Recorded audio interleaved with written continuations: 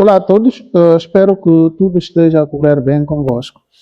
Hoje é um dia importante porque o engenheiro Domingos Simões Pereira está libertado e está a caminho de Lisboa neste momento. Há títulos de comunicados que já dizem tudo antes mesmo de começarmos a ler o resto do texto. O que tenho hoje nas mãos tem provavelmente o título mais duro que já vos trouxe neste canal. A CDAO validou o golpe de Estado e deseja impor à Guiné-Bissau uma ordem constitucional fabricada nos gabinetes. Este é um comunicado de imprensa conjunto da plataforma da Aliança Inclusiva Terra Arranca e da Aliança Patriótica Inclusiva Cabaz Garande, datado de 22 de julho de 2026. E se seguem este canal há algum tempo, vão reconhecer estas duas siglas. São as mesmas coligações que já assinaram o memorando de julho endereçado à CDAO e que apoiaram a candidatura de Fernando Dias da Costa. Agora escrevem para responder diretamente aquilo que já analisamos no vídeo anterior, a resolução final da 69ª Cimeira realizada em Lunge, perto de Freetown, na Libéria. As duas plataformas começam por dizer que tomaram conhecimento com profunda preocupação do comunicado final dessa cimeira presidida por Julius Maada Bio, presidente da Serra Leoa, e fazem de imediato uma acusação muito grave. Passo a citar. A Conferência de Lunge, apesar de reiterar os princípios democráticos que alicerçam a ordem jurídica da CDAO, contrariamente, legitimou e branqueou uma transição que foi rejeitada pela 68ª sessão ordinária da conferência realizada a 14 de dezembro de 2025 em Abuja. Esta conferência tinha exigido uma transição civil breve, liderada por um governo inclusivo que refletisse o espectro político da sociedade guineense. E depois, uma pergunta que resume toda a indignação deste texto. Passo a citar. O que mudou entre dezembro de 2025 e julho de 2026? Nada. Apenas piorou. Já agora, se esta análise lhe ajuda a perceber a distância entre o que a CDAO promete e o que realmente entrega, deixe o seu like, subscreva o canal e ative o sino de notificações. E não esqueça também de partilhar este vídeo com cada filho da Guiné-Bissau e de outros países que poderiam estar interessados na situação da Guiné-Bissau. As coligações detalham depois com uma lista muito concreta por que é que dizem que nada mudou. Passo a citar. No terreno, os presos políticos continuam detidos, as liberdades continuam suspensas e ferozmente reprimidas, as sedes dos partidos políticos continuam encerradas, o governo continua a ser o mesmo, o roteiro dos golpistas continua a ser executado e, em particular, fabricando leis. E recordam, com uma frase que já tínhamos identificado no vídeo anterior, exatamente o mesmo argumento que eu próprio tinha destacado. A libertação incondicional de todas as figuras políticas detidas não pode ser apresentada como um simples gesto de boa vontade. Trata-se de uma obrigação política, jurídica e moral de qualquer autoridade que pretenda ser reconhecida como interlocutora imparcial e legítima num processo de transição. E a frase que fecha esta primeira parte do comunicado é para mim absolutamente demolidora. Passo a citar. A única mudança que os guineenses observam é que a CDAO desistiu de fazer valer as suas próprias decisões. O comunicado avança ainda, então, para um argumento jurídico que considero central e que ainda não tínhamos explorado com este detalhe, a questão do referendo constitucional marcado para 30 de agosto. As coligações escrevem, passo a citar, que nenhum referendo constitucional poderá ser credível se for organizado por um poder cuja própria origem é objeto de profunda contestação política e constitucional. E depois fazem uma pergunta prática, quase técnica, mas muito devastadora. Como organizar um referendo sem que exista uma lei do referendo. Na Guiné-Bissau não existe lei do referendo. E acrescentam, verificando-se uma reduzida participação popular inferior a 50%, os resultados serão validados. Perguntam, e é uma pergunta válida. Este é o tipo de pergunta que qualquer jurista sério teria de responder antes de validar um processo eleitoral. E que, segundo as coligações, a CDAO simplesmente não respondeu. E revelam ainda um pormenor muito interessante. Prestem atenção.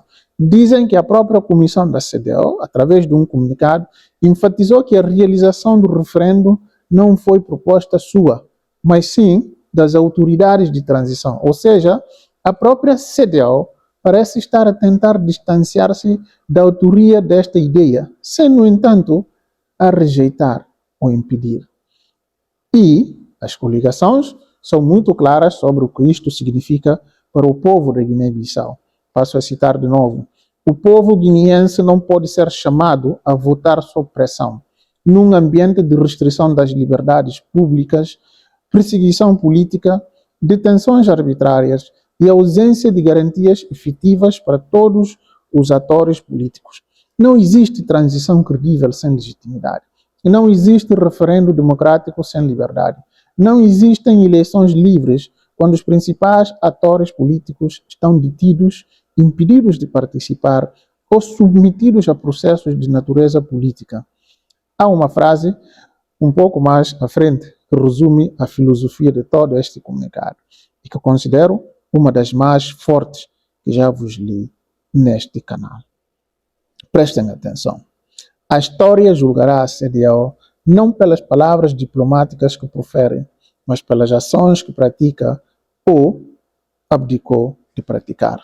A CDAO, ao legalizar o golpe de Estado na Guiné-Bissau, minou e violou os alicerces jurídicos sobre os quais se fundam as suas ações públicas em prol da paz, da democracia e da estabilidade na África Ocidental.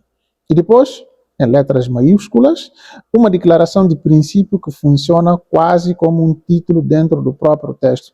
A soberania pertence ao povo guinense, não a um regime de facto. O comunicado passa, então, às exigências concretas. E aqui, as duas coligações que se apresentam como vencedoras das eleições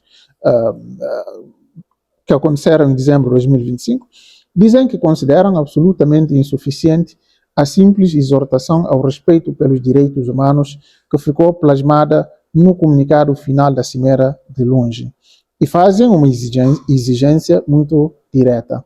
A CDAO deve exigir a implementação de medidas concretas, verificáveis e imediatas.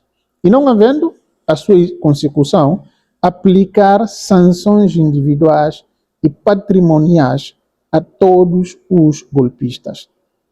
Reparem neste detalhe. E aqui mesmo, precisam mesmo de prestar atenção. Sanções patrimoniais. Já não se fala apenas em restrições de viagem ou declarações de condenação. Fala-se em atingir o patrimônio de quem está a bloquear o regresso à normalidade constitucional. Uma exigência muito mais concreta e muito mais dolorosa para quem detém o poder em Bissau. E depois, o ponto que já esperávamos encontrar aqui, depois de tudo o que analisamos no vídeo anterior sobre a designação do Senegal. As coligações escrevem de forma muito clara. Passo a citar. As duas plataformas tomaram nota da indigitação do presidente do Senegal como mediador da presente crise política. Não do presidente do Senegal, mas Senegal como um país. Qualquer mediação precisa de ser verdadeiramente imparcial, transparente, inclusiva e orientada para a defesa da vontade soberana do povo guinense. E não deve servir para proteger interesses de regimes de facto ou para fabricar consensos artificiais. A partir daqui, o comunicado apresenta 8 exigências muito específicas à CDAO e vou passá-las rapidamente, porque juntas formam praticamente um roteiro de exigências mínimas para qualquer solução credível. O reconhecimento da gravidade da ruptura da ordem constitucional e a rejeição de qualquer tentativa de normalização do facto consumado. A libertação imediata e incondicional de Domingos Simões Pereira e de todas as figuras políticas e cidadãos detidos por razões políticas. A criação de condições efetivas para um diálogo nacional verdadeiramente inclusivo, sem exclusões e nem intimidações. A garantia de participação plena de todos os atores políticos legítimos na definição do futuro constitucional do país. A realização de qualquer referendo ou processo eleitoral apenas dentro de um quadro legal e após a criação de condições reais de liberdade e segurança. A adoção de uma mediação internacional verdadeiramente imparcial com garantias concretas de neutralidade. O envio de uma missão independente da avaliação dos direitos humanos e das detenções políticas. E, por fim, a rejeição de qualquer constituição imposta por um regime de facto que venha contra a vontade soberana do povo guineense. E o comunicado termina com uma seção que considero a mais poderosa de todo o documento, sob o título A Guiné-Bissau não é protetorado. Passo a citar. A Guiné-Bissau, ou seja, a comunidade internacional, pode e deve ajudar a Guiné-Bissau. Mas ajudar não significa substituir o povo guinense. Mediar não significa legitimar o ilegítimo. Facilitar não significa impor. E promover a estabilidade não significa sacrificar a democracia. E fecham com uma sequência de frases muito curtas, quase como um manifesto. A Guiné-Bissau não aceitará uma democracia de fachada. A soberania pertence ao povo. A legitimidade não se fabrica em conferências internacionais. A ordem constitucional não se impõe pela força. E nenhum golpe de Estado poderá transformar-se em democracia por decreto. A minha análise sobre este documento é simples, mas acho que precisa de ser dita com clareza. O que estas duas coligações estão a fazer é recusar-se a aceitar a normalização gradual que temos vindo a documentar, cimeira após cimeira, neste canal. Não aceitam que a linguagem de exigência de dezembro se transforme 7 meses depois em linguagem de exortação. Não aceitam que a liberdade de um processo político, que a libertação de um preso político ilegalmente detido seja rebaixada a gesto de boa vontade.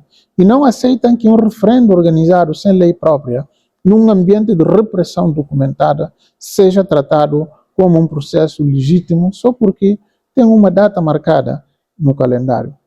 Isso é inadmissível. O que este comunicado nos mostra, no fundo, é que a distância entre o discurso oficial da CEDEAO e a percepção do povo guineense sobre a sua própria crise nunca foi tão grande como agora. E enquanto essa distância não for resolvida com ações concretas e não apenas com declarações em cimeras, a desconfiança que já documentamos em relação à CEDEAO e em particular ao papel do Senegal nesta mediação, só tem tendência a aprofundar-se. Isso é um fato. Vou continuar a acompanhar de perto os próximos desenvolvimentos deste braço de ferro entre a sociedade política guineense e a CEDEAO e a trazer-vos, com mais rigor, claro, cada novo documento que seguir. Até ao próximo e muito obrigado.